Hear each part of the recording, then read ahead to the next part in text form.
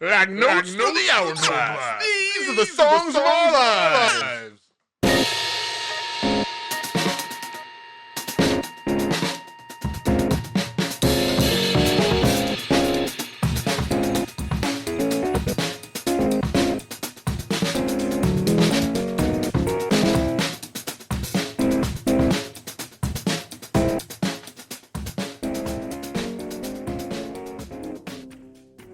Hello and welcome to the latest episode of Songs of Our Lives. I'm Brad Rose. I am an artist, a composer, a writer, the founder of Foxy, Digitalis, and someone who thinks about music and sound far more than is healthy.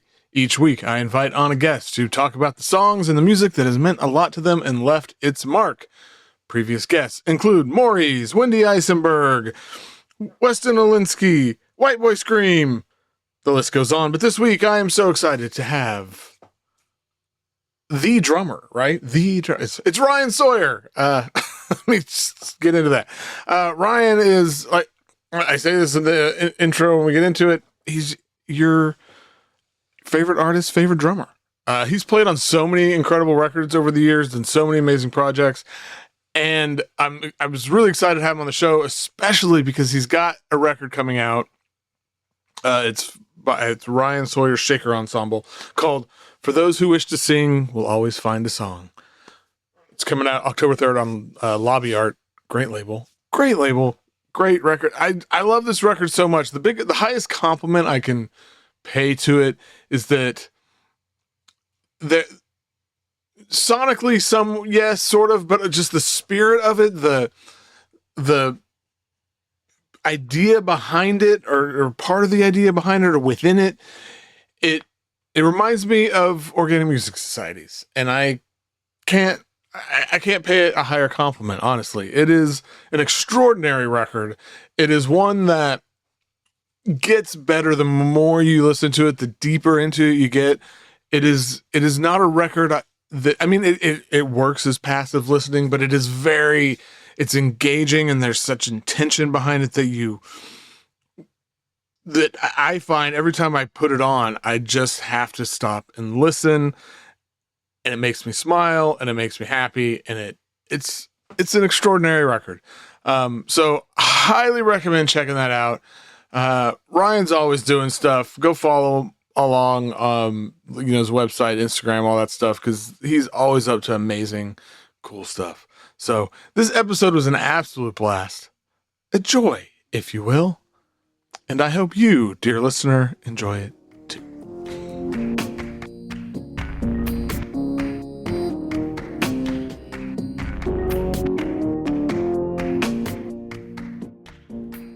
My guest today is an artist, a drummer, a musician, probably your favorite artist's favorite drummer. It's Ryan Sawyer. Welcome to the show. Thank you. So you've got this new record coming out next month, October 3rd, via Lobby Art. For Those Who Wish to Sing Will Always Find a Song. I love the title. I love everything about this record. Can you kind of just, for people maybe who aren't familiar, just give a quick rundown overview of what this record, because it's not, sure, it's not really a solo drum record, like, at all. Not at all. No, it's the opposite of that. Yeah. So it's this piece that I wrote for like kind of a small orchestra, small ensemble of kind of classic instruments, trumpet and viola, cello, and everything. But it's sort of framed there's kind of two main things that frame it. One is that I do this thing with maracas, hence the shaker name or whatever. But it's, the maracas, I've learned, or developed this way of playing them to where they're out of phase with each other. And so they start to get this sort of like hallucinatory, real, like, I don't know, real trippy sound to them because of playing them just slightly out of phase and then coming back to them being steady, kind of like these steady eighth notes. Mm-hmm. And I found it to be really intriguing, and they're kind of a mismatched pair, so they both have their own unique timbre and everything, and so they play off of each other really well. And then the other sort of framing of it is that there's this very vulnerable singing that everybody does, and the singing is also, it's the whole point of the record is a very meditative, self-healing exercise, and and it's an initial intent was that, and then of course then I have these incredible musicians that I'm playing with that that surpass whatever intent I had, and it becomes its own incredible thing. It's a very trust-based open piece, but it's it's very specific in a lot of ways. It's it's exactly 44 minutes, and it tells you kind of binarily like when to play and when to not play, when to sing and when to not sing, and also it's pretty open ended in the sense that you can ignore any of the rules that I have, and everybody just kind of turns it into what it needs to be. So it's a live recording that we did in January, and it's coming out next month. Yeah.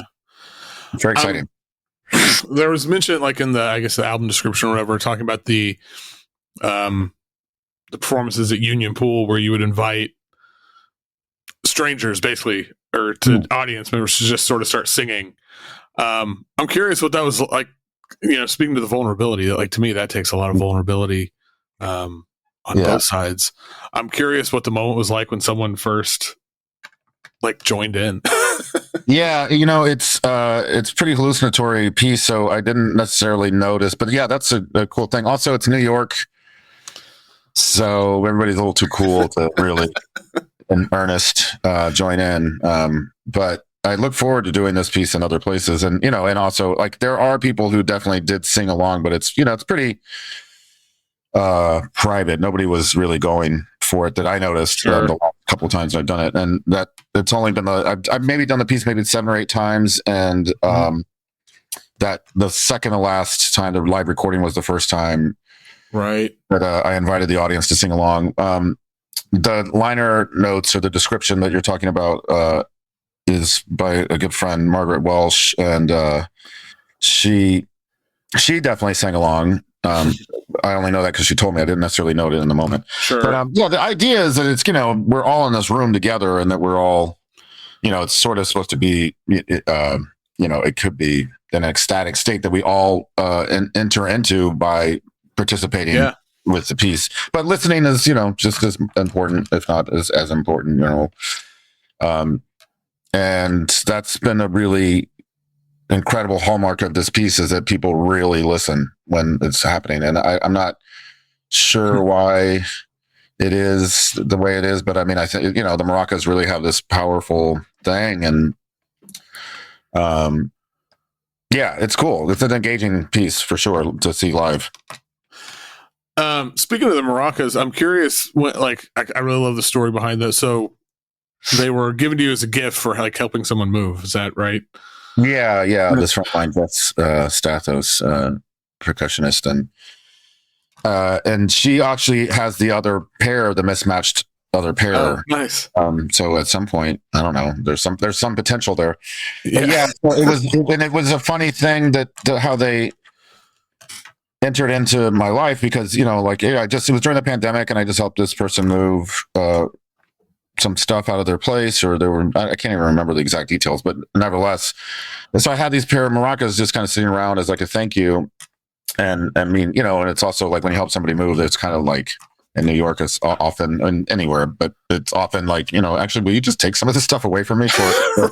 So, I mean, it was a haphazard gift in a certain way that had a lot of serendipity to it, because I started just toying with them at my studio. I was just spending a lot of time in my studio because of the pandemic and not having anything else to do. And the more people that I would invite over to get together for sessions, I remember the first time I kind of was like playing them, and it was with my band Darlin, which is Wendy Eisenberg and Lester St. Louis, and Lester is a member of the ensemble, but I remember being like, "Hey, is this cool?" And they were both like, "Yeah, that's cool." And like Lester like really made a double take and looked at me, and he's like, "That is really cool," because just the way when they start to go out of phase with each other, they really it's hypnotic.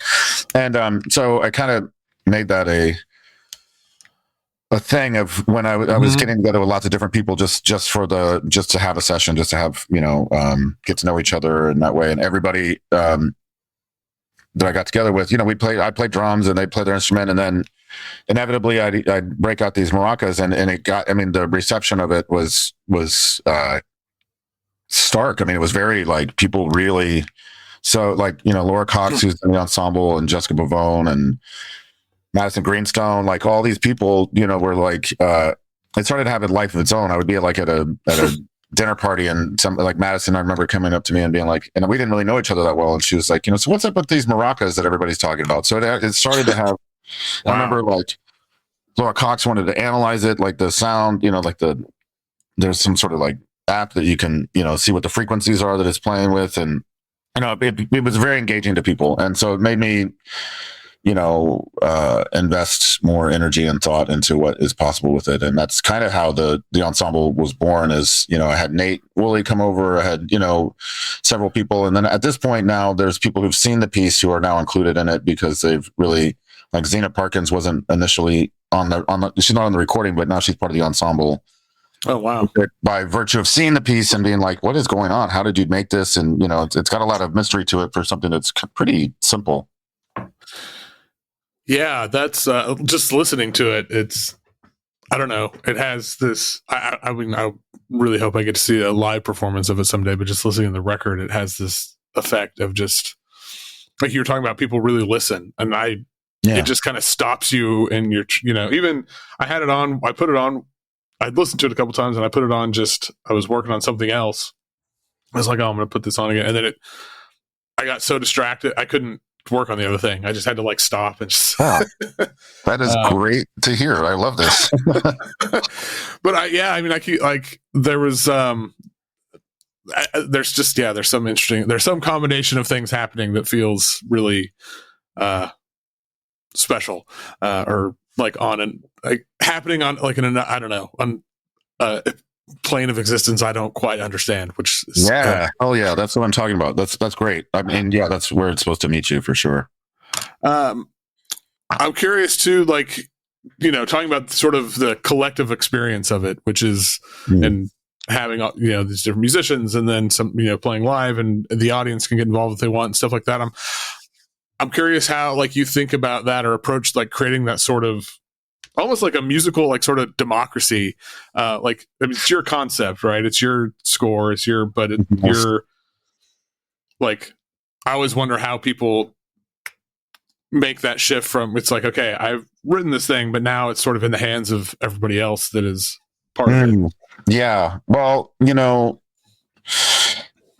so on the one hand, the piece is sort of modular in the sense that I have this idea of that I could, do it anywhere with anybody, but then at the same time, when I really look at it, it's very much based on not even the instrumentation, though that is an important and an integral part of it. It's more just about the people and my relationships with those people and their relationships with sound and with improvisation and so forth. But, I like to think of it as kind of like the piece is a time code based piece. It's literally just on the score itself is just 44 minutes left to right, and then just lines for each instrument, and that line is where you play, and we kind of mark, subdivide up the timing. There's a 22-minute mark, and there's an 11-minute mark, a 33-minute mark, and just sort of everything's supposed to you use that as a guide as when to play and when to not play, and when you're not playing, you're supposed to sing,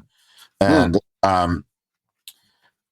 and there's very little precision with that. There's in that piece, there's a couple of places where everybody's supposed to stop at one point, but other than that, it's pretty open. And then the notes are very like generous in the sense of there's a lot of notes about how to approach this thing and how to look at it. And it's supposed to be very dynamically soft. It's supposed to be, triple pianissimo to pianissimo is kind of like the main place you're supposed to hang out in. But then when you listen to the record, it's not that. And there's a huge caveat at the end of all the notes that is like, disregard all of this at any point if the music makes more sense.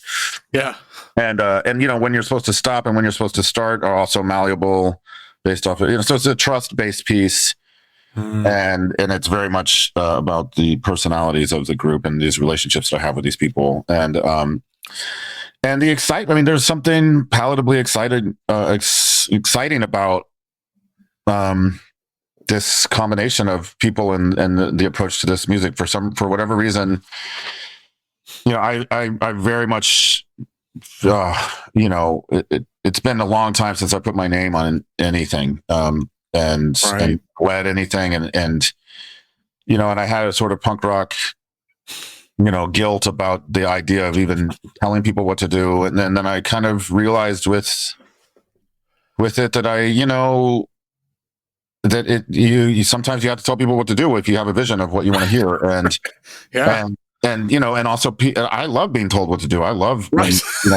It's when somebody says like, no, don't do that, do this, and I'm like, hell yeah, like it's a craft, and you're serving this greater thing. And so wrapping my mind around the fact that that nobody's going to be insulted. In fact, they're going to take to it, and if they are insulted, then they're not going to be part. Then they don't want to be a part of it. Right. Like did I have trusting friend? I mean, it's hard enough to believe that I have these friends that play their instruments as well as they do, and that they want to, and that the fact that they want to play their instruments with me is is often very humbling. And so the idea of me trying to tell somebody that I hold in such high regard, when to play and when to not play is very. It took me a minute to really get my mind around the fact that this is a worthy cause and this is worthy of, Yeah, no, God, that makes I relate to that so much, of where the that dichotomy of like, please tell me what to do, but oh God, I can't tell you what to do. Yeah, exactly. It's so weird. And yeah, before we get into the songs, I do want like the ensemble on this record is unreal. Like it's like all my favorite musicians. It's pretty exciting. And they're all, like when the record was, when Lobby Art got in touch about wanting to put it out, I was like, oh God, they don't have any money. There's the money thing, and and everybody was like, put the record out. What are you talking about? Like, why would like we're not going to hold. Of course, people appreciate that I asked, and and when there is money, and I'm definitely will share it, but so it's the world we live in, and and I actually I'm thinking of it now, just slightly going back to. I remember I was hanging out with Chris Corsano maybe about a year ago, and he had just recently played with Wendy Eisenberg, and it was him and I share a very similar kind of punk rock take to free jazz and free improv and all this stuff, and it's part of our background, and we're peers in that way, and I just remember him remarking on something that Wendy had said about notation and that, like, the validity of notation and and the music that we're playing. And he's like, and basically he was commenting on how, like, fresh a breath of air, or a breath of fresh air kind of thing that it was to hear somebody just their take on notation as being like, it's still in the same world. It's just it's just a quicker way to explain what it is that you want to hear. And in certain cases. And so, and I remember like being like, yeah, it's kind of cheating a little bit, but I was like, no, and then the more I thought of it and, ruminated on it, I was like, yeah, actually it is a completely valid way of self-expression. And it can be as valid as, the free improv and the making things up in the moment and, and all that stuff. And that there is nothing problematic inherently with telling somebody, writing down what you want somebody to play. So anyway, yeah, the band itself is unbelievable musicianship and incredible friends, and and it's continuing to grow. I'm doing the record release in next month, and there's a lot of people who are on the record who aren't able to make it. So I'm coming up with all these new people that are going to play with it, and I realized that it's not the instruments; it's very much just the personalities and the musicianship that's within those personalities, you know. That's awesome. Well, I really love this record. It's been thank you so much. That's so exciting. I hear a ton of music every year, people, and like, right. But this has been one that has so stood out to me. So everybody who's listening to this, buy the record. Yeah, that's very exciting. Thank you so much. Okay, well, I don't have any good segue here, so we're just going to transition here into the questionnaire. And as always, I'm going to start with the first question of what is the first song that you remember? Okay, so this is one of the least maddening questions on the list, and yet still impossible. So anyway, I'm first glance is Clementine. Yeah. You know, oh my darling Clementine. And I remember, I mean, it's either that or Disco Duck. And Disco Duck is something that it doesn't have the resonance. I just remember having that record and I remember playing it a lot. Mm-hmm. But even when looking at these questions beforehand, I found a YouTube version of Disco Duck and listened to it. And I was like, that doesn't really stick. So I think it's Clementine. Nevertheless. Yeah. It was in a movie, and I looked up, there's a John Ford movie that has that in the title, and it's not that one because I remember it being in like color, but it was on TV. And I just remember there was like a woman stuck in a well or something like that, like kind of like a situation. And she was singing herself, like self-soothing using this Clementine. And that ended up being the way she was found or something like that.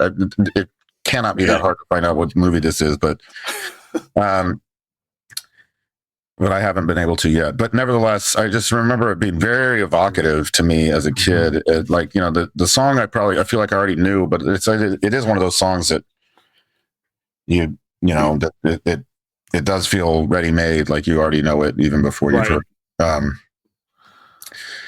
And it's the lullaby aspect of it and the self-soothing aspect of it in the movie and the way that it played and as almost even a plot point or something became very signature for me in terms of the power of music. And I just remember it being very evocative and very engaging.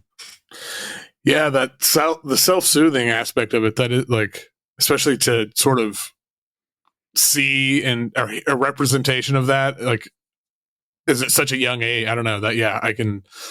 That would be very impactful, I think. And the song.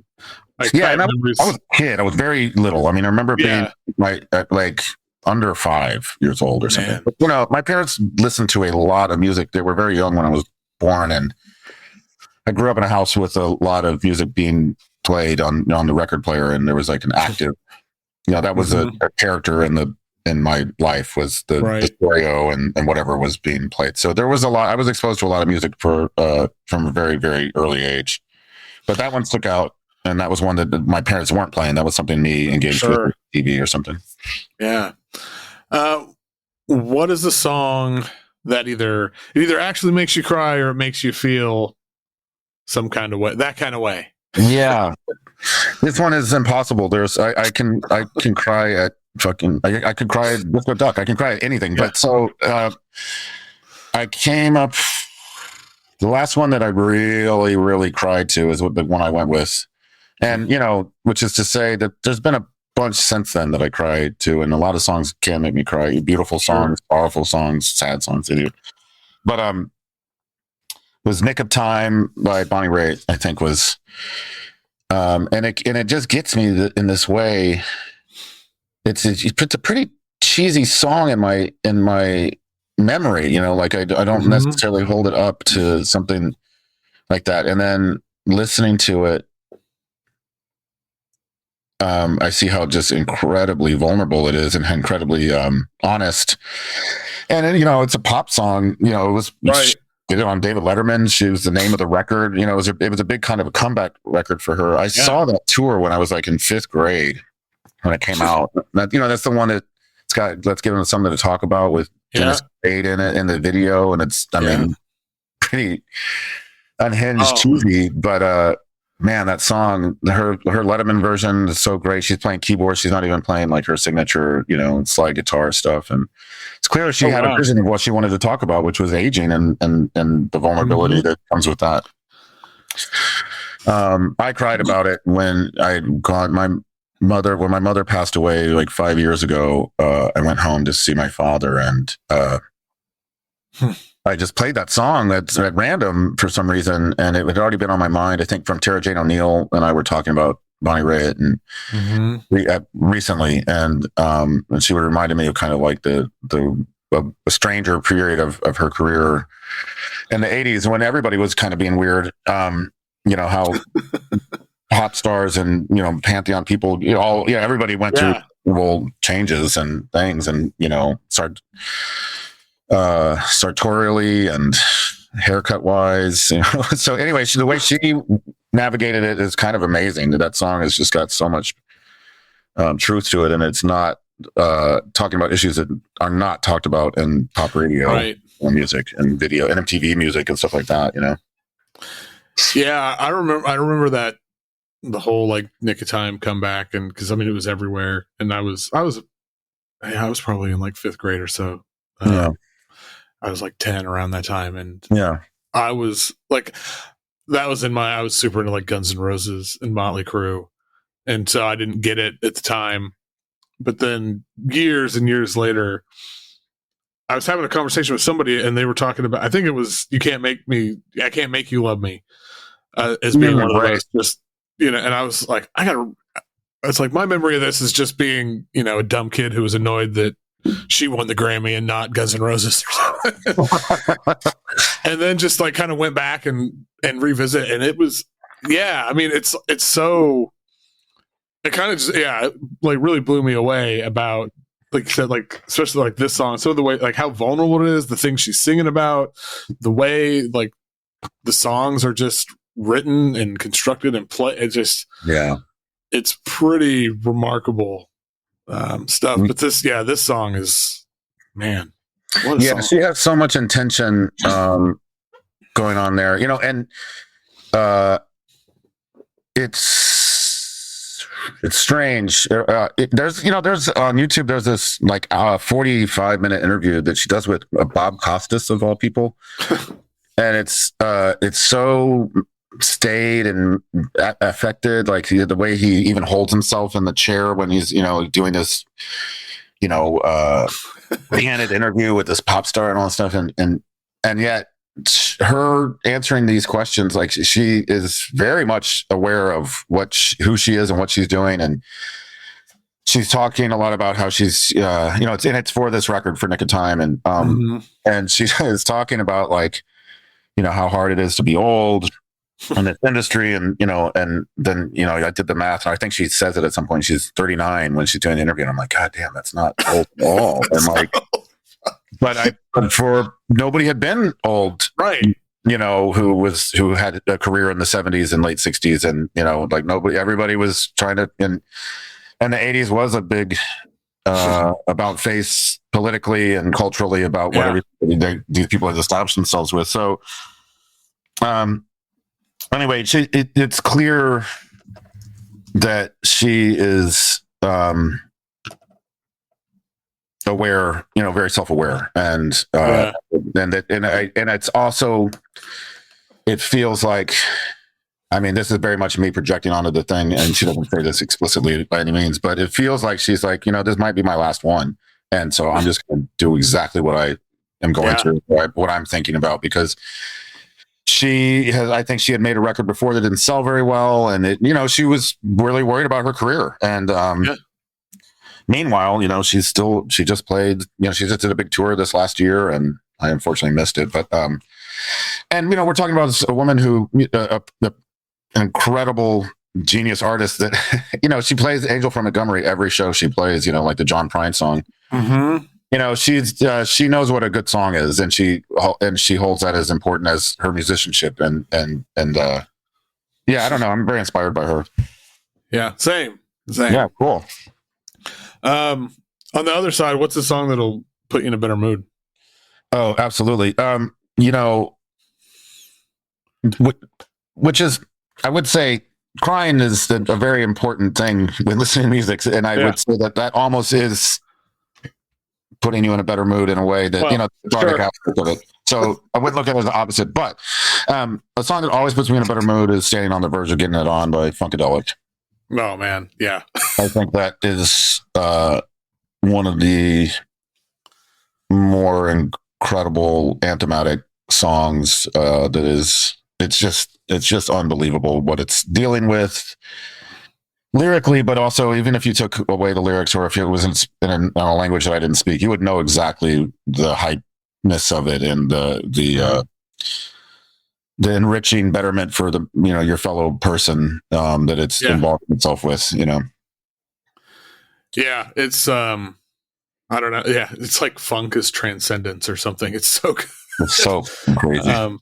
Every time I go through many phases. It's like Funkadelic is the greatest band of all time, I think. I mean, it's there's definitely when they're on, there's not a better band.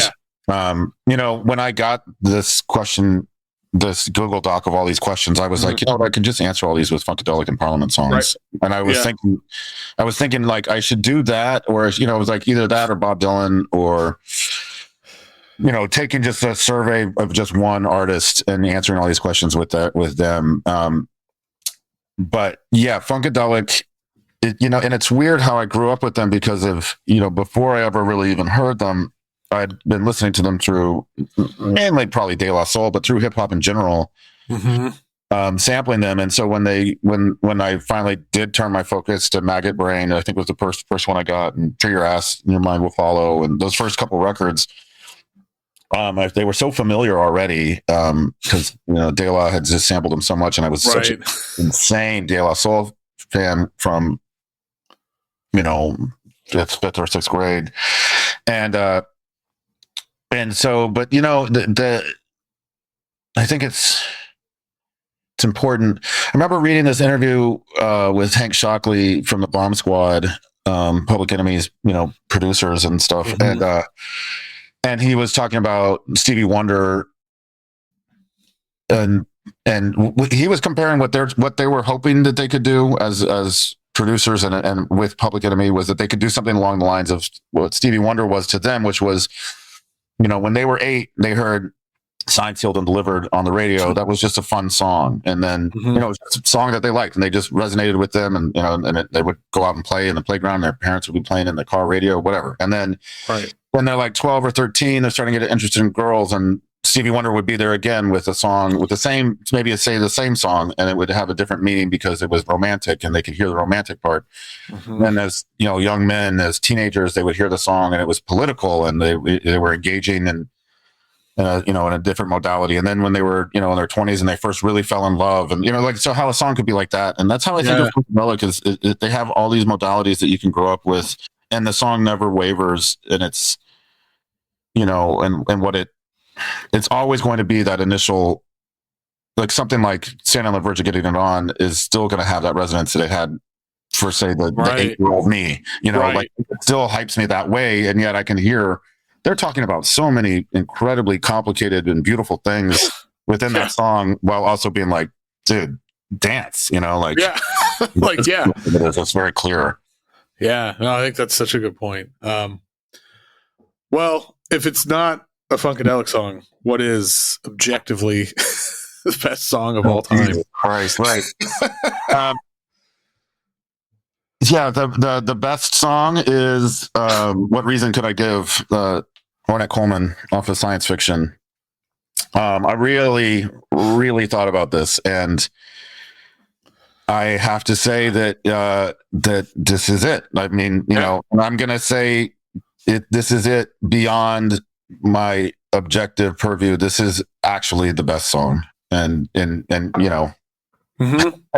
really thought about this. It's so insane. Oh my God. You would do this to anybody and make them try to choose these things, but I'm glad I figured it out. And it is What Reason Could I Give?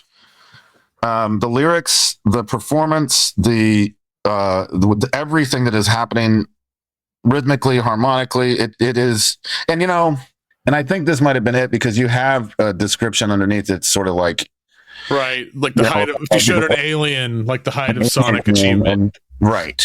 If an alien came and you wanted to show them what humanity is through song, this would be the one that you could be like, this kind of transfers all the information that I would hope to communicate to a foreign, alien thing, because, and it's funny, before answering this, I never really paid attention to the lyrics. I mean, I of course knew that she was saying, what reason could I give and how many times, and right. Her name, Asha Putley, singer.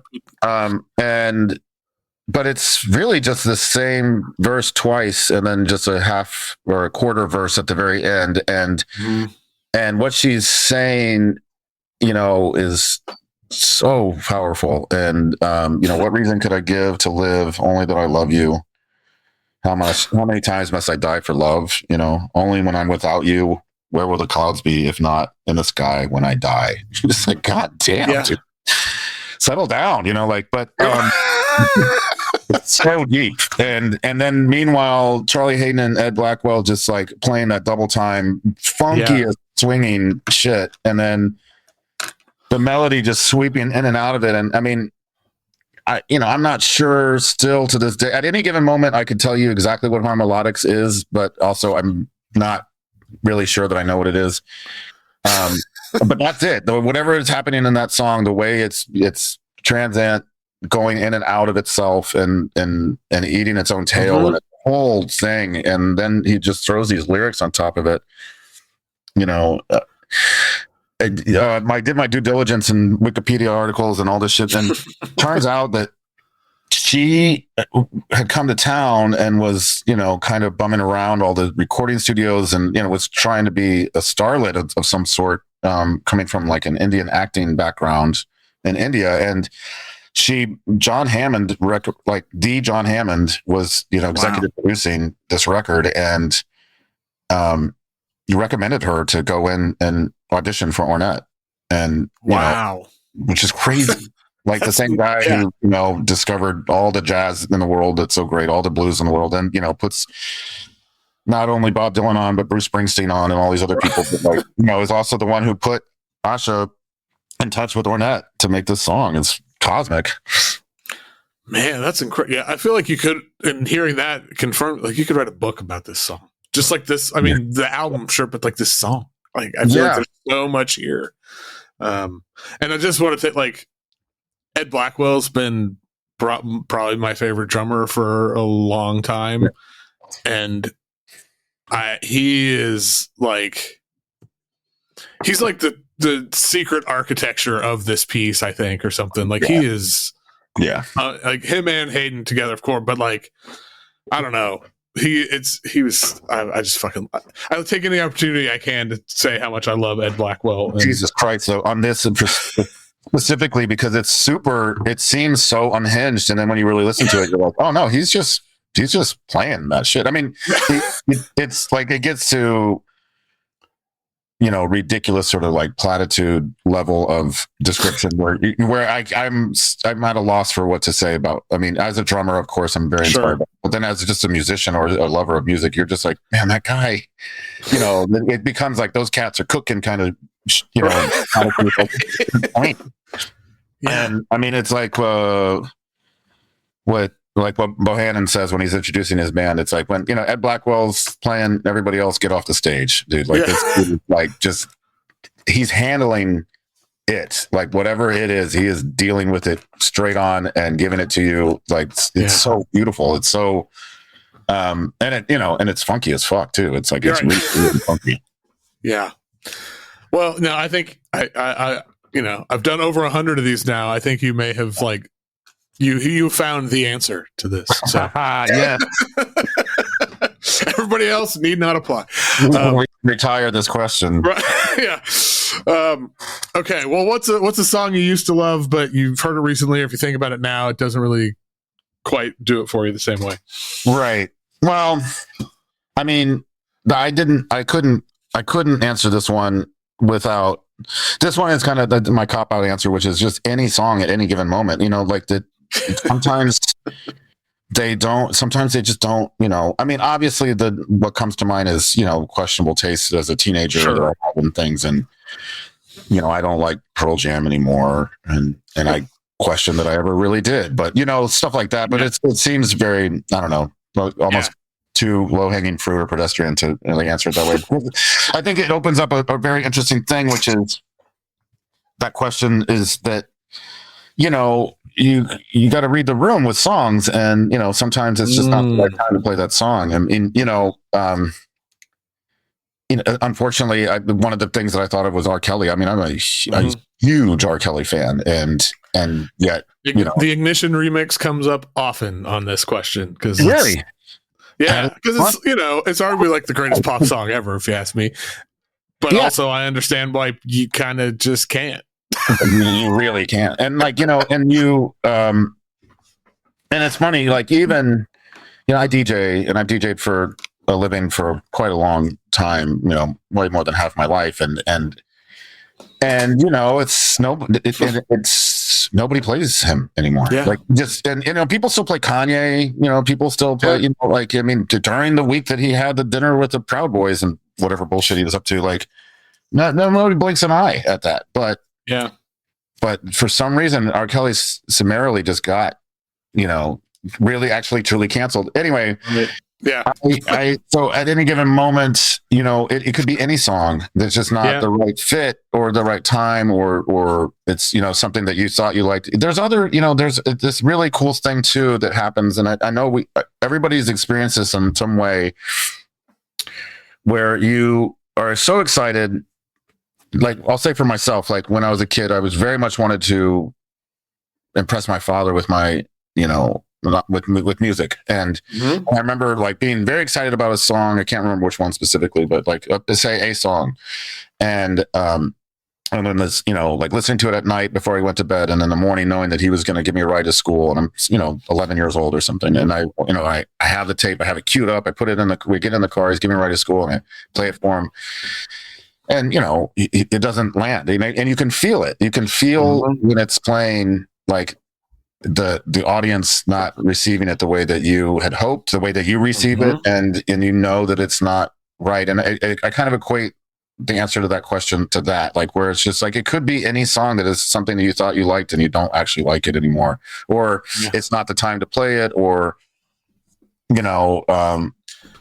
and it's very humbling to have that thing that you held in such high regard somehow magically lose its charm through the framing of it. Just shaping it differently. Yeah, I think that's a great answer to that. And the situation you described with your dad. So my daughter is 12. Yeah, and I experience this on the other side now. Sure, like all the time, and I try to be very cognizant because I remember like that, and I'm like I try to, because like she's really getting into K-pop right now, and I'm I don't have real opinion. I'm open to anything, honestly. Sure. There you are. But yeah, it's it is a very humbling thing. I think that's a really good way to describe it, when something just doesn't land the way it did or the way you think it's going to. And I mean, I just started doing this radio show for East Village Radio twice a month, every other week, and it's been a revelatory thing. I DJ so much, and when they asked if I wanted to do a show, I was just like, why would I ever want to DJ more for free? Like it just doesn't. And then of course, when I thought about it, I was like, of course, because you can play all this music that you don't play when you DJ for the club or whatever, the bar, and it's really got me excited about music again, and in a way that that had been kind of dormant for a long time, and but the day before, I think my second show, like the night before, I had this anxiety dream that I had brought the wrong bag of records to the thing, and it was all like Bill Cosby and Melody and whoever else had been canceled that in the last few years. It was just a bag of nothing but that, and I woke up in like a panic, But of course, now I'm like, maybe I need to do that show and actually play all that shit. I don't. Yeah. Anyway. All right. I hope you do, because that actually sounds incredible. I mean, sometimes if I get real, like a very specific kind of like alcohol based mood, and I'm by myself, I don't tell anybody this, but yeah, I will put on R. Kelly by myself and listen and cry to him. Because of that he's truly a fucking diabolical, horrible monster person. Yeah. And yet you hear this music and you're like, what the hell happened? Like how does this happen? Yeah. And it's weird. Anyway, okay. Enough about R. Kelly. What's a song? What's a song that most people, whoever these people are, people hate it, you don't care. Oh, anyway. Duets by Girly Girl Productions. Dude, I never heard this, but this is amazing. The chorus on this is so fucking. Oh god, I was dying listening to this. I fucking love this. And the chorus is nuts. I mean, it's very clever, and everybody thinks that it's AI generated, but I don't. I was surprised. When I was kind of digging into this and saw everybody talking about like, oh, AI, I was like, oh, it didn't really occur to me that it just sounds like, I didn't think it was AI generated either. I mean, it might as well be. It's definitely coming from that perspective. Sure. And to say that I like it and nobody else does is, I mean, I don't even know if I like it. I'm obsessed with it and I listen to it a lot, but it's, especially when I first heard it. I found it through this music writer, Ariel Gordon, who is really good at sort of understanding the substrata of like context of why these things. They're really good thought piece on Charlie X, X and stuff, and. So I just, they posted something on their stories on social media or something, and I was like, oh, I wonder what this song is, and I could not stop listening to it for weeks, and to the extent to where that came up, where friends of mine would be like, dude, come on, man, like, like we get it, and we heard it, and then I found it has a viral aspect to it, like I'll walk in. I remember walking into the bar that I work at, and the sound person was playing it for the bartender as a joke, like look how ridiculous this is. I was like, I love this song. And then they're looking at me like, how can you love the? It's like saying it's like you like love like melted plastic or something. It's really truly a very synthetic song. Like it makes you feel bad. It doesn't. It's not a good thing that it's dealing with. And their whole oeuvre, like their whole the Girly Girl Productions itself is. Very much, they either have songs about doing cocaine or songs about killing men, or both, but then there will be like these really cutesy takes about, after they killed that man, they started wearing a shirt and they love his shirt. It's a Y2K shirt, and they're obsessed with Y2K, and I think that is a Gen Z thing. Well, I can tell, but like, why is that a road sign on this thing? The Y2K comes up a lot. Like I'm a Y2K girl. I do a Y2K swirl.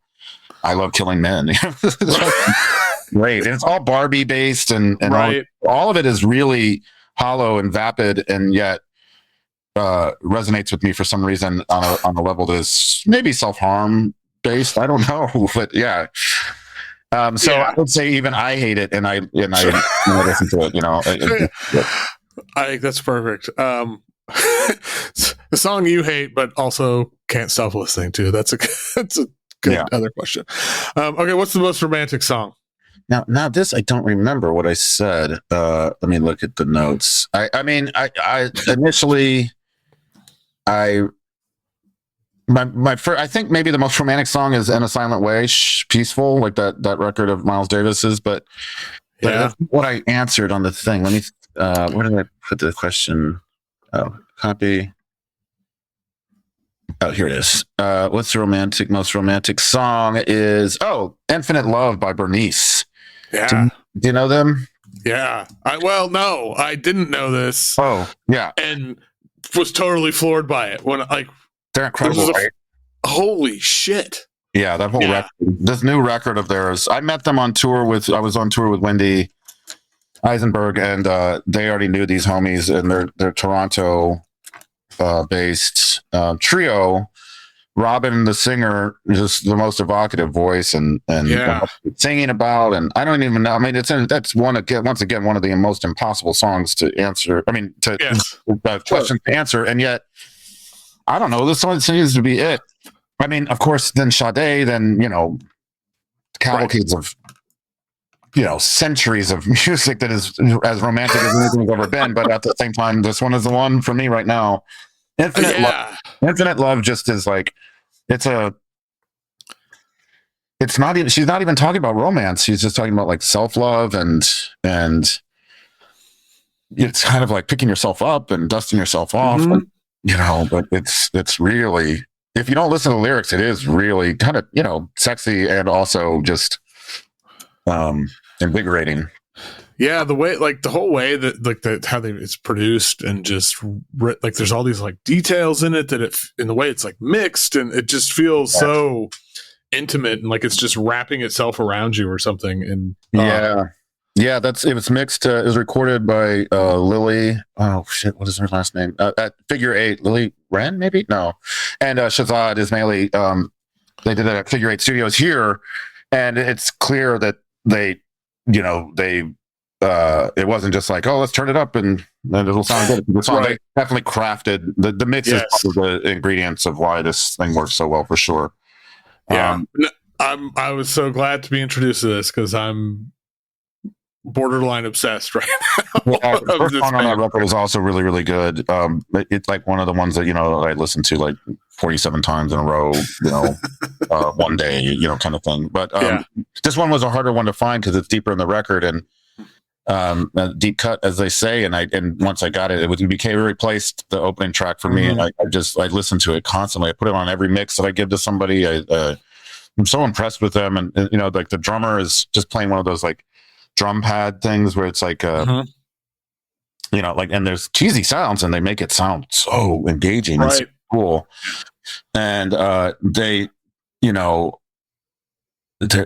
just this really cool, kind of dorky band from Canada that's making the most evocative music. And I'm very inspired by them and this record for sure. And I was so happy to find. We were in Toronto playing. I was in a really bad mood. I was in a bunch of pain, and there was no bathroom door on the door at the club. It's one of those places. And I was just like, oh god. And then I was like, who's this band that I have to listen to? And then when they played, I was jaw on the floor, my whole life was brought up to this. Oh man, that's awesome. I mean, other than the pain and misery, but yeah. All right, what's a song that changed your perspective on an artist, either for better or for worse? Right. Okay. Well, I'm gonna take the high road here, and so for better, I'm gonna go for the better. Because there was one. I can't do it anyway. Yeah. Wendy Eisenberg and the Pines. I was gonna answer with the Lana Del Rey song, and that resonates too. And then there's some other stuff, but I'm gonna go with In the Pines, Wendy Eisenberg. The song itself, the recording is incredible off the newest record, Viewfinder. Yeah. I've been lucky enough to where I get to play this song with Wendy pretty often, and they, it means a lot to me that I get to perform this song anytime I get to. But also it means a lot to me to be able to hear them play it by themselves and, without anybody, or to hear another drummer on it. It's just incredible. But what happened is I was a big fan of Wendy's already. And this song, when they played it for me the first time, and then after playing it with them a number of times, I realized that my opinion of Wendy, I thought couldn't be any higher. And then I realized that no, they're actually as serious of a songwriter as anybody has ever been. And this song, and you could put this up against any other song. There's an incredible cleverness with using the idea of the murder ballad in the Pines, and what she's doing, or what they're doing with that is could almost be obscured by its cleverness, except for the song is that strong, and that's very almost subversively seemingly simple, and then you realize it's not, and what it's actually dealing with lyrically, but also musically, is very advanced, and it overcomes its own weight. It becomes its own thing, and it's anyway. It made me realize that I was in. I mean, they're a good friend of mine, so I feel kind of dumb saying this, but I was in the presence of real greatness, and in terms of what a songwriter was self-actualizing. I've been playing with Wendy for a few years up to that point, and was just very impressed with their songwriting. But this one just came out of nowhere and just kind of knocked me on the head in terms of like what they were capable of and how their self achievement and was stunning. And yeah. Now I get like Wendy's been one of my favorite contemporary artists, whatever, for a while. But I had like this. I mean, the Viewfinder record itself is like a masterpiece. But this song is like, you get to this song and then it's like time stops, and like I think deceptively simple is such a good description. Even like just the "Can You Just Be?" Oh my god! Lyric. I mean, it seems it gives me goosebumps even just thinking about it. Right, and it could be about anything. It's almost like you're sticking. It almost seems. It's achieving one of those things that all the great songs do, which is that they let you run with it and let you answer the questions that it's posing, and yet it's about something. When you look at those lyrics or listen to the delivery of those lyrics, it's about something specific, and I think I know what it is, and I've never asked, and I don't think I ever will want to have it confirmed, because it's not the point of the song, and all the great songs do that, where they lead you to a certain point, but then it becomes up to you, and they trust you as a the truly great songs. A lot of country songs do that, but the truly great songs trust their audience to answer the question that is the song, and they celebrate your your wisdom of that you don't necessarily even know that you have. Anyway, so at one point in the first verse, they're talking about the things that they've seen, and it's amazing the depth of their anger, and you're like, okay, well, shit, something's going on here. And then they're like, and I'm chilled to the bone when I look at a picture of me smiling, and I'm just like, whoa, okay, some heaviness. And I can equate that to childhood trauma that I have, and I can the evocativeness of what they're talking about, something so specific but so universal at the same time. And how do you do that? Like that's an achievement that we should all strive for in any kind of art making, but also just in just any interaction. And the song in itself begs the question: can you just be? Could be to the rise of fascism, or it could also be like to you trying to meditate, or like it could be very, very, very personal. It could be very universal. It could be it's speaking to a universality that is stunning and beautiful, that they're able to achieve that. That Wendy found that is really did change my opinion of them for the better. That I was like, wow, I'm amongst greatness here. It's really cool. Yeah, that's awesome. Yeah, I forgot when I was listening to this again, prepping for this, I forgot that you actually didn't play on this. I was like, oh yeah, it's Booker Stardrum night. Yeah, and Booker. Oh my god, Booker sounds so great on it, and I know. Like the brushes are just mixed so perfectly loud, and he doesn't. He really gets out of the way of the song and just drives it just in that perfect way. Yeah. All right, lyrics. What are what are your favorite lyrics? I mean, once again, impossible to answer, but I think that I will go with what it's been lately, and it's Bob Dylan, Bobby D, with Key West, The Philosopher's Pirate, off the newest record, Rough and Rowdy Ways. They got me this song. I do this thing where I listen to the song over and over. I remember hearing that, what's his name? Bruce Springsteen in, the early 80s, he would tour with just one song. He would make a tape with the same song over and over and just listen to it the whole tour. And like, he'd do these, like, I don't know, massive, 3/4 of the year tour. And he would just listen to, Chain of Fools, Aretha Franklin, or something like that. Anyway, I was talking with this friend of mine, once again, Margaret, the person who did the liner notes for the record. And, they do the same thing. And they're like, I was like, where it gets like crazy how much you listen to a song, and they're like, yeah, like where it's, where you start to scare yourself. I was like, wait, what do you mean by? But and I thought about it, and I was like, yeah, it is. It's like you get taken by a song, and you just listen to it so much that it is kind of frightening how engaged you are with it, and how much time and you're devoting to it. Anyway, that was this song last April, or like 2 Aprils ago in May. I was going through a breakup, and I would walk for, miles and miles and miles and just listen to the song over and over. And lyrically, it is dealing with a few different things. I don't know. I mean, you could write a book about this song for sure. Right. And he clearly read a bunch of books. I mean, there's like all this like pseudo history and then real history about Key West, and it's obviously a very magical and evocative place for many people. Hemingway, obviously, and Cortez. Everybody seems to have Jimmy Buffett. Yeah. Have a real. I've never been. But I feel like the song takes me there. But ultimately, what I think the song is dealing with is a semi-autobiographical sort of kiss my ass thing that he's saying, and he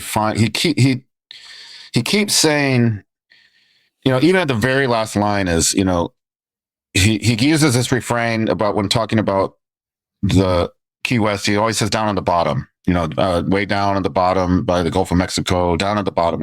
So the very last line of the song, it's like a 9.5-minute song. He says something about, I don't love nobody, give me a kiss. And then he goes back into that refrain down at the bottom, way down in Key West. And you're like, he's literally saying, kiss my ass. Like, give me a kiss down at the bottom or whatever. And that's me reaching a little bit. But anyway, he talks a lot about the foliage that is native to that area.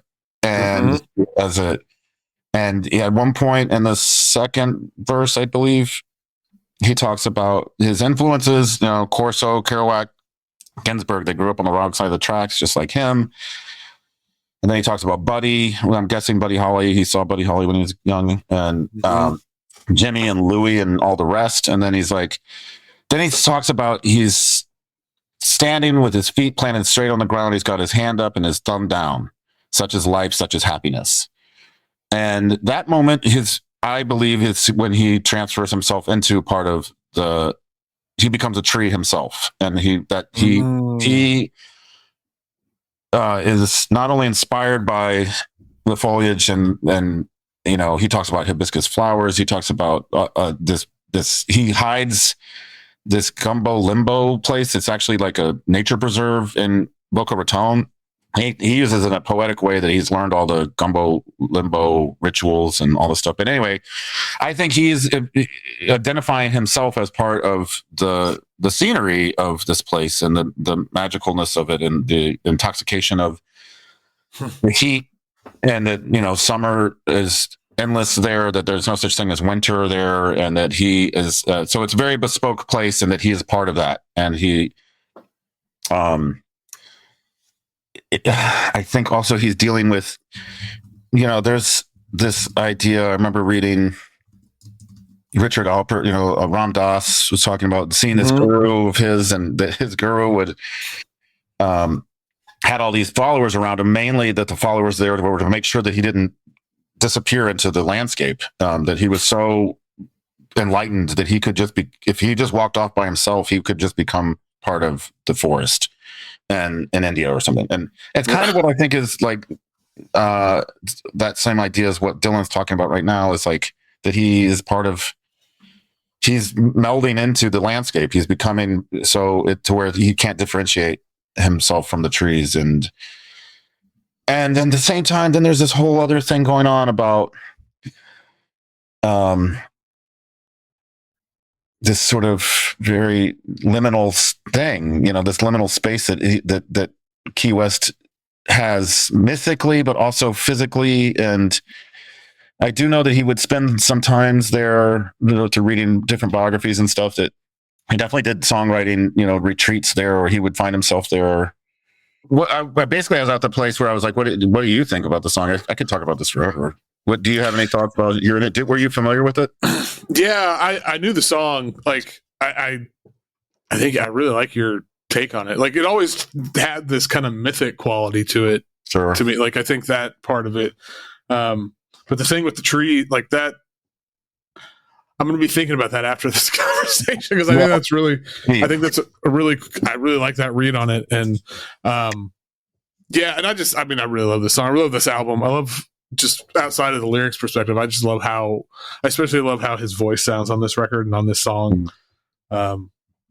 It's pretty amazing what he's able to do with the limited voice that he has at that point. I mean, I think that doing the triplicate record of all the American Songbook songs, all these kind of standards and stuff was, it really informed his singing voice for sure.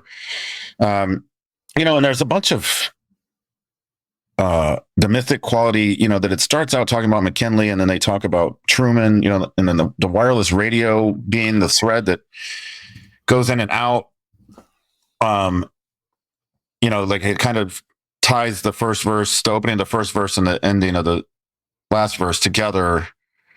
That he's been listening. All of this is going through this wireless radio thing. And I'm like, what does that have to do with Key West? And he talks about he's tuning into the wireless radio coming out of somewhere in Budapest. And you're just like, what are you talking about? But then you realize that, he's like, there's an impressionistic thing happening, but he's also citing very specific, like McKinley hollered, McKinley squalled has come from a Charlie Poole song about like White House Blues, I think is the name of the song. And then, I don't love, but then he cites, Try a Little Tenderness. He cites like 4 or 5 different songs. It might not be the thing to do, but I'm sticking with you is like maybe almost even a Velvet Underground illusion or something. But just okay to answer the question in terms of like why my favorite lyrics. He's got the line about I was 12 years old. They put me in a suit, forced me to marry a prostitute. There were golden fringes all around her dress. That's my story, but not where it ends. She's still cute and we're still friends. It's just like, what the fuck, man? I don't know. I find that to be, on one hand, so funny, and at the same time, just really dark and really beyond clever. Like it's something. He was dealing with something, and it's okay that it is seemingly sprawling, but I think that there's something very specific that is going on. Once again, it's a song that trusts you to kind of make it up with what's really happening, but it's also like, I don't know. I mean, there's the natural phenomenon of the world of how radio works, and it's like wireless radio, and how I don't know, just like how trees grow and how the ocean, if you lost your mind, you'll find it there. It is the promised land. Key West is like this, so evocative, and it makes me actually. It's so good that it makes me not want to go to Key West. I don't want to find out where if it's don't want to. So good. Yeah, no, that makes total sense. I don't have much to add. I think that's such a like I said, I'm thinking about the trees thing, especially. I don't know why that is just my brain is latching onto that, and I'm. I got to a place where I couldn't listen to it anymore without doing some homework, and I broke it down. Did my version of like a book report about it. I made an outline about what it. That's awesome. What like all the symbolism and all the I did the thing and critical thinking about it, and that was kind of the place where I ended up, was that he is he is talking about, and you know, and it could be a character, but I mean, you know, everything's sort of semi-autobiographical with him at times. Sure. And I think that that he's talking about being as steadfast as a tree, you know, planted by the water, you know, like use that, you know, gospel illusion or something. It's like something as you know, undeniable as you know, a tree, and what that means and what that does, and you know, what its role is, and it's, you know, it's really cool. Yeah. So what's a lyric you thought you knew, but then you learned it was something else, and it kind of blew your mind? Right. So there's a bunch of these, but I would say that I have my own clever take on the answer to this question, which was, I went to go see this cool show the other day of do you know David Ferguson, Ferg? He's like a Nashville writer and engineer.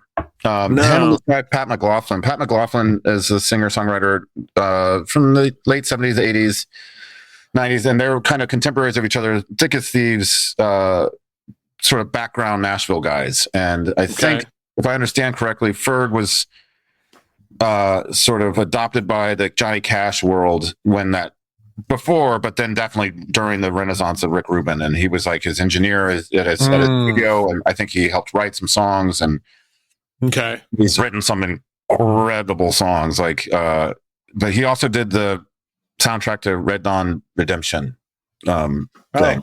He was the producer of that, and you know, him and Matt Sweeney did that shit together, and so that's how I know this guy. It's through Matt Sweeney, and I had the chance to see him play a couple of times in these very informal situations. Once at a basement at a bar in Lower East Side, and Max Fish, and you know. But recently, I just saw him, and so anyway, to answer the question, he was introducing. You know, they're trading guitars back and forth. Pat McLaughlin wrote "Summer's End," like one of the very last John Prine songs. He co-wrote that with John Prine, and he's maybe more the composite of the Prine world to David Ferguson's Johnny Cash world.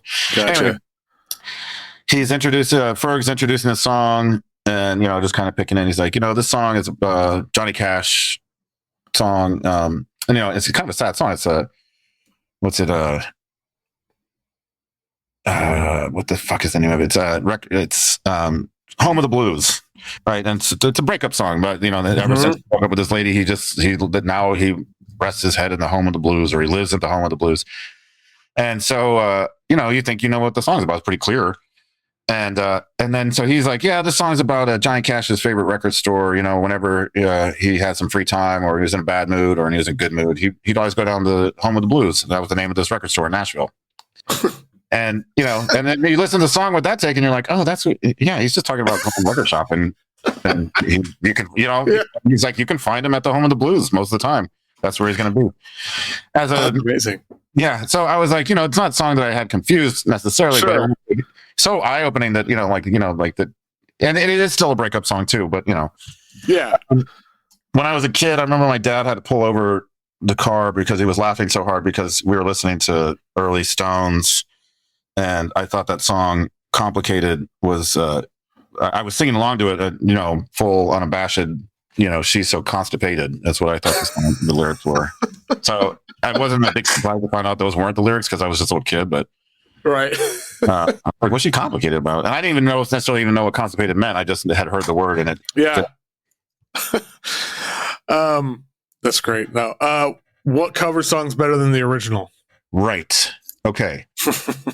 Well, I'll just answer. I think it's so. Daniel Johnston was, you know, before he started making his tapes and everything, and Daniel Johnston was, you know, obviously clearly a music fan. He very much obviously loves the Beatles and loves. Anyway, he was going to see this woman he had a crush on, who had like a residency every week at some place in Austin, and I've heard this story secondhand from a couple different people. But anyway, so one day he brought her a tape of a bunch of his songs, like, you know, 10 songs or something. And he gave it to her, and then he came back the next week, and she was like, "Oh, Daniel, I loved it. I wish I could remember the artist who is infatuated with, but she was, I love this. Would you want to open for me sometime? And he, it was a dream come true. Not only does she love it, but she include him in her life, and he gets a chance to perform. And he's like, I would love to, sure. And so she says, yeah, well, you know what? You should bring more tapes next week. And he was like, what do you mean? And she's like, well, you should make more of those tapes, that like that one you made me. And he's like, oh, how many? And she's like, I don't know, like 10 or 20. And he's very downtrodden. And he's like, oh, okay. And seemingly intimidated by the prospect of having to make more tapes. Mm-hmm. Turns out he doesn't know about mass reproduction. And so he went home and did 10 tapes again. Like he made them singular. Oh, man. He just redid the set 10 times. Wow. And I think that is the most important covers that ever existed. Yeah. The reason that answered that question to me. I mean, there's so many examples of covers being original. I mean, being better than the original. But I mean, just the anti-hubris of doing that he, and that he doesn't, there's also, it invites sort of maybe like a fascination about his ignorance of, how the world works, but it's not about that. It's about that he did that, that he made those songs again, and that what that means, and also just hear those would be just so important. I wonder where they are. And, it's like, if there's a box set coming out of all the tapes, like 20 tapes or something that Joyful Noise I think is putting out. But anyway, and I'm like, man, we could get those. I would listen to those, I can compare and contrast how they're different and what they worked with, and and because so many of those tapes he was just using like sermons, like tapes that his parents had around the house, right? And so the sermon comes in and out, because of the recording quality on his cassette player or what he was doing. It was probably like a boombox or something. It wasn't like high fidelity or anything. So there's already a really cool patina that's on the tapes that he made that were mass produced. So you can only imagine how singular each one of these would have been. But, I think it's fascinating. And it's kind of like the same thing as, like Hazel Adkins was a one-man band because he thought that's what his hero, Hank Williams, it didn't say Hank Williams and the, Furious Seven or whatever, he didn't know there was a band. He thought Hank Williams did all of it. And so he would, it's kind of something along those lines of like this incredible take on something that we all assumptively know, the mass production and then recreating things on that level. So I also wonder what else he thought about, how they make records. Did they how was, anyway, but the other thing is, I think that it's also very interesting when people cover themselves and there's a difference, and I don't know what it is exactly, but I just saw Willie Nelson a couple months or a month ago, and I don't think he ever covers himself. Whereas Bob Dylan, was on the same thing. Right. And I think he does cover himself, and he has been covering himself for a really long time. Mm-hmm. But I think Willie Nelson is still it's just exactly he always starts with Whiskey River. I've seen him 20 something times growing up in Texas and everything. Mm-hmm. And to this day, I don't think I've ever, and then like that Shadow record that Dylan made during the pandemic or whatever, like that is literally a covers record of his own song. And then, Cat Power had that record where she covers, the covers record, and she does like New York, New York, and, like big songs, but she also does her own songs. She covers like her own song. And I remember being like blown away by that. And like, so sometimes, and I don't even know if it's better or worse, but it's just what that means and what it means as an artist, as a legacy artist, to cover yourself at a certain point. And what's the difference when you're not, what's the difference between Dylan covering himself and Willie Nelson not covering himself, even though he's been doing those songs? It's very interesting. No, that isn't. Yeah. So that's what I came up with. I think that's an awesome. I love that. That story is amazing. I never heard that Daniel John story. That's so awesome. Yeah. Wow. Yeah, they need to put that on somebody track those down and put a box set out of those. Yeah, it's so cool. I actually got a tape from him. You could get a tape from him at Donald's, and he worked there, and there was the rumor that he would sell tapes, from as a cashier. And I remember, taking the Sojourn up with my mom at like 13 or something and asking her to take me to, she was, trying to foster my bohemianness at age 13. Mm-hmm. So we went to like a head shop and I got like some hemp purse or some shit and things like that. And she was like, so where else do you want to go, besides the record store? And I was like, I want to go to this McDonald's. And I was vegetarian at the time and all this stuff. She was like, what? And I went in and I like ordered a milkshake and then was like, hey, can I get one of those tapes? And I thought it was him. I didn't know what he looked like. I imagined that it had to be him. And he was like, kind of looked around and he like slid me one. I slid him a 5, and I got More Songs of Pain directly from the guy. Yeah. Man, that's so cool. Okay, what's the song that means the most to you? Not necessarily because of the song itself, but associated with something or someone or an experience. Means the most to you? Was that what it was? What is the song that changed it? Okay, we're on the last 2. Yeah. Well, that means the most to you. Well, shit. Okay, I don't know if this is the correct answer, but it's what I came up with. I think it's Earth, Wind, and Fire. That's the way of the world.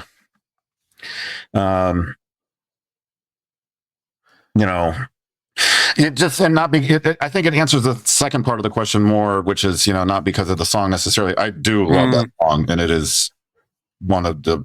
It's one of the great songs. Yeah, it's like a perfect song. But just the arbitrariness of it, the randomness of it is that one time I had to put a cat of mine down. I was at the vet, the emergency vet at like 3:30 in the morning. Mm-hmm. It was one of the saddest, situations where there's a breakup and I didn't have the cat anymore because I was couch surfing. So I had the cat at a friend's house and he was like, hey man, it's getting pretty dire. And I'd had the cat. I'd moved from Texas up to New York with that cat. And, and I was pretty destitute emotionally and didn't think much of myself. And then I had to go kill this cat. And, so anyway, I'm at this vet and there, you get to say goodbye and you're sitting there. Yeah. He was so sick and Skeeter was the best dude. But anyway, in the background in the lobby, that song was on the radio. Oh, wow. And it just means everything to me because it, that's the way of the world. The way of the world right now. But and I got to say goodbye to him with that, and it was beautiful, and it just means so that song is just anytime I hear it, and I play it pretty often when I DJ and stuff. It's just it's really really great song. Yeah, man. Whew. All right, last question. What is your favorite song? Either this is always the answer, or this moment in time. However you want to do it. What's your favorite song? Well, first of all, I don't know if anybody's ever told you this, but fuck you for asking me that question. But I gotta go with Manzanar by our man Van Dyke Parks. Yeah. Do you know the song? Yeah. Yeah. It's man. Yeah. I don't even know what to say about it. It's such a I mean, when you think about what it's about, but it's this. Whew, it's like so heavy, right? It's like but then it's like this haunting sort of meditation, and there's like all this beauty in it, and it's unsettling, and it's. He shouldn't be allowed to make this song. I mean, there's something like deeply strange about that. It's it's an 80s record. He's pretty has been at that point. Even the Tokyo Rose is a weird record, and in the middle of and that what he's dealing with. I mean, real, true, deep shame, sorrowful shame about the legacy of this country, but he does it in this way that is so personal and, pretty tongue in cheek and clever at the same time is not holding any of the punches. Right. Like really indicting the vapidness of LA and identifying with it and you know, putting himself to the same test that he's putting everything else to. And I mean, I sort of fear that it's a little too clever, but then I listen to it and I'm like, no, man, it's as clever as it has to be to get these kind of complicated things going. I love it. And it's, you know, it's appropriating questions right on the edge of some, you know, some sort of racist appropriation kind of stuff happening with the Oriental aspect of what's happening. You know, like there's all these things, but all those things play perfectly and correctly for what the indictment that he is casting on that subject matter of Manzanar and the, you know, just the sadness of and the backwardsness of what that means, you know, what it meant to have these internment camps and he equates it with, you know, he talks about a desert storm at one point, and that was happening. That, you know, desert storm was actively going on. And yeah, I don't know. I think he's, you know, we all know him to be this arranger and just this incredible arranger, and you know, unparalleled on, you know, on like the Ives aspect of his arrangement and like how he's able to understand contemporary new music composer stuff, you know, even something like Ruth Crawford Seeger, but at the same time being somebody like, you know, like a shepherd for folk tradition on this level that isn't purist, like, you know, isn't like the Bob Dylan take on that or the Lomax take on that. It's like, it's actually just the real spirit of what these things are about. And you know, when you talk about the great songwriters, he's not one that comes up. And even though, you know, I think it's his arrangement just overshadows anything else that he does in so many cases. And even something like Song Cycle, you know, it just the production value itself is just shines so brightly that you kind of lose track of that. These are like cool songs and that he is a songwriter, but like that, you know, but then, you know, you listen to like the Joanna Newsom record that he arranged and you're like, oh, well, that's really what he does. And, you know, so with Manzanar, you're like, no, this is a song. I mean, this is the song. Like he wrote this and the production is all over the place and it's all important and all this stuff, but it's about that song and about those lyrics and you know, I don't know. I find him to be, of course, it's not the correct answer. There's millions of other greatest songs or whatever, but it is the one right now. I can't argue with any of that. Thanks again for doing this. This was a lot of fun. Oh my God. Incredible. Even though you hated it, clearly. Oh, man, it was the worst. I mean, it took me so long to just even open up the Google Doc once I realized what was in there. It was just, it's monstrous. It's my own personal hell trying to commit to anything like this. But you know, and of course, then now I'm like, wait, I didn't include any hip hop. Right. I didn't. Like, you know, some of the best lyrics are definitely, you know, Special Ed, I Got It Made, or whatever. You know, like the Vapors, like the Biz Marquis got some of the best lyrics ever. But you know, then I went on something really cheesy, you know, obvious like Bob Dylan, but it's a deep cut. So you know, like a question to my very existence trying to answer these questions. Well, thank you for that. Yeah. Well, thanks for doing it. And I'm sorry. Record is out on October 3rd. Everybody needs to hear it. Record release party on October 23rd. Okay. Where at? In New York, I assume? At Union Pool, back into the scene of the crime. Beautiful. All right. Everybody go see it.